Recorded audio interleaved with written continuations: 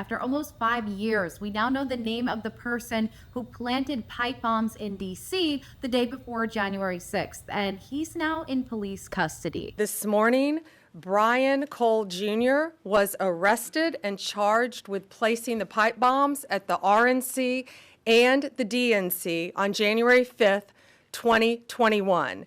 He has been charged with violating 18 U.S.C. 844, which is use of an explosive device. And now, thanks to the FBI, we know that this defendant was living just miles away from here in Virginia. At the time, former Vice President Kamala Harris was actually inside the DNC building, and former House Speaker Nancy Pelosi reportedly walked right by one of the devices before anyone realized it was there. And they weren't discovered until around 17 hours later, right around the time Congress met to count the 2020 electoral votes. That session was paused for several hours when rioters broke into the Capitol and stormed both the Senate and House chambers. The FBI put out more info last year, including unreleased video, and estimated the suspect was around 5'7". But the case was dragged on, and people have a lot of questions as to why it's taken so long to identify him. Even FBI Deputy Director Dan Bongino suggested last year that the whole thing might have been an inside job and hinted at a cover-up. In May, he said the Bureau would reopen several cases with, quote, potential public corruption. Those cases included the D.C. pipe bombing investigation, the cocaine discovery at the prior administration's White House, and the leak of the Supreme Court Dobbs case. In a post on X a few weeks ago, he spoke on the case, saying, quote, we brought in new personnel to take a look at the case.